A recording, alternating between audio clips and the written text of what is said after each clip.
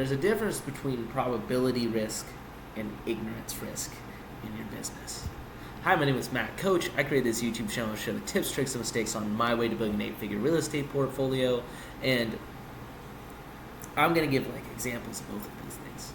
So a probability risk is when you say, hey, this thing has a 80% chance of working.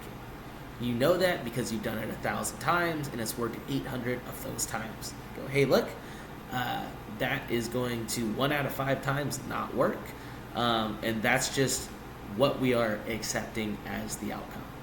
That is a probability risk assessment inside of your business. An ignorance risk assessment is, hey, I haven't done this thing, so I don't know how well it's going to work. I don't know what level of success it's going to achieve. I only have projected numbers. So a lot of people will say the sentence, hey, that sounds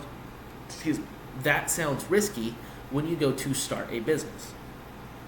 The thing is, what they're actually talking about is ignorance risk, not probability risk. So ignorance risk can only really be paid down by actually doing the thing, right? Until you've done it 1,000 times and go, hey, it worked 800 out of 1,000 times, you probably haven't actually done the thing enough times on this side to know those kind of numbers.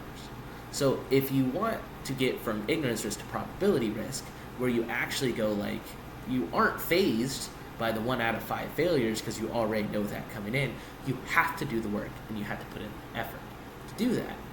So next time somebody says it's risky, understand that that's a blanket statement, right? It's not really saying a whole lot of anything. Everything has inherent risk to it.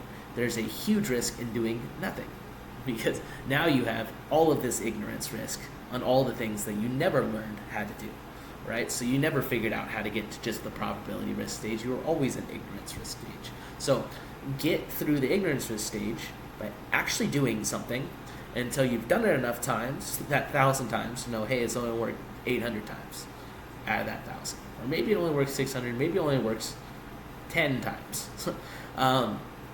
But at that point, you'll be able to go, hey, that's how many tries I have to do to actually make that thing successful to that extent. And once you get to that point, then it becomes way easier to make decisions because you actually know how often something's going to work versus not work, because you've actually done it enough times to know all the problems that are going to come through. So when someone says, hey, it's just, that sounds really risky, know that what they're actually usually talking about is ignorance risk. What they're actually usually saying is, hey, you don't know what the fuck you're doing, most likely.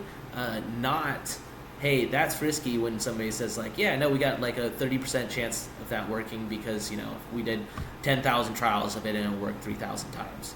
Most people don't associate that as being risky. Most people associate risky with you're ignorant.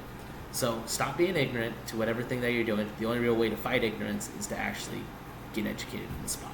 So get educated in whatever money-making scheme that you have, so that you can switch from being somebody who people look at as having a lot of ignorance risk to somebody who knows the numbers and knows how often it's going to fail, because people will buy into somebody who says it's going to work 30% of the time confidently because they've done it so many times, versus someone who says yeah, for sure it'll work because I'm a real go-getter and I work real hard, and I'm real smart.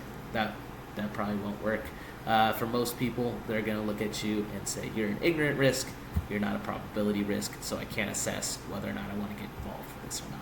So hopefully that's helpful to some of you guys and how you maybe perceive risk in general.